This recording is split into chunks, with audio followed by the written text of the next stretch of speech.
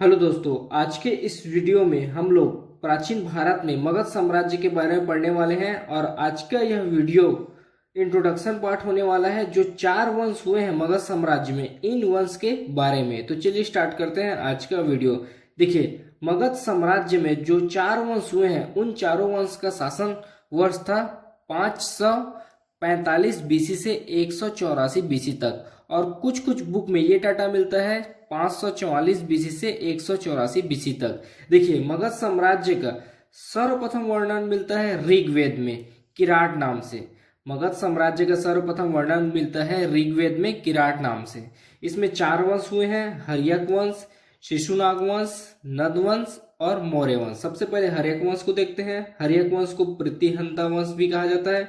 इसका शासन वर्ष है 545 बीसी से 412 बीसी तक, या 544 बीसी से 412 बीसी तक, क्योंकि कुछ कुछ बुक में ये 544 बीसी दिया हुआ है। देखिए, हर्यक वंश के संस्थापक थे बिंबिसार, और बिंबिसार के पुत्र होते हैं अजातशत्रु। अजातशत्रु अपने पिता बिंबिसार की हत्या करने के बाद खुद राजा बनते हैं। उसके बाद अजातशत्रु के पुत्र होते हैं उदयन। उदयन अपने पिता अजातशत्रु की हत्या करने के बाद ये खुद राजा बन जाते हैं। उसके बाद उदयन के 3 पुत्र होते हैं, अनिरुद्ध, मुंडक और नागदशक। सबसे पहले शासन करते हैं अनिरुद्ध, फिर मुंडक, उसके बाद नागदशक। नागदशक के सेनापति हैं शिशुनाग। शिशुनाग नागदशक की हत्या करने के बाद शिशुनाग वंश की स्थापना करते हैं। शिशुनाग जो है नागदशक के सेनापति थे, और शिशुनाग अपने महाराजा नागदशक की हत्या करते हैं और शिशुनाग वंश की स्थापना करते हैं। इसका शासन वर्ष था शिशुनाग वंश का 412 बीसी से 345 बीसी तक। देखिए, सबसे पहले शिशुनाग वंश के साथ स्थापना करते हैं शिशुनाग। उसके बाद शासन में आते हैं कालाशोक, उसके बाद नंदीवर्धन। और नंदीवर्धन की हत्या करेंगे महापद्मनन, और नंद वंश की स्थापना करेंगे। नंदीवर्धन की हत्या करते हैं महापद्मनन, जो कि एक शूद्र व्यक्ति हैं। यह उनकी हत्या करने के बाद नंद वंश की स्थापना करते हैं। और नंद वंश का शासन क्रम था 345 बीसी से 322 बीसी तक। उसके बाद महापद्मनन के बाद शासन में आते हैं घनानंद, और घनानंद को हराकर चंद्रगुप्त मौर्य वंश की स्थापना करते हैं। घनानंद को हराकर चंद्रगुप्त मौर्य वंश की स्थापना करते हैं। इसका शासन वर्ष था 322 बीसी से 184 बीसी तक।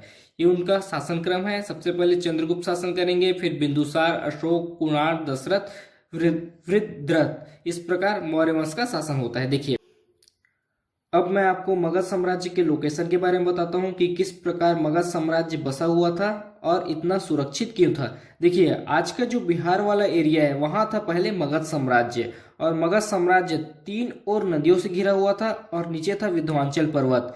देखिए, मगध साम्राज्य के ऊपर बहता था गंगा नदी, और बाएं था सोन नदी, जो आगे जाकर गंगा नदी में मिलता था, और दाएं था चंपा नदी, ये भी आगे जाकर गंगा नदी में ही मिलता था। और मगध साम्राज्य के नीचे था विंध्य पर्वत या विंध्याचल पर्वत। तो 3 और मगध साम्राज्य नदियों से घिरा हुआ था, और नीचे विंध्याचल पर्वत से घिरा हुआ था। इसी कारण मगध साम्राज्य इतना सुरक्षित था।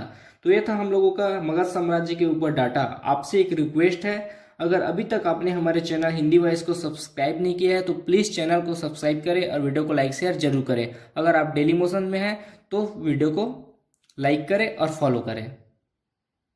धन्यवाद।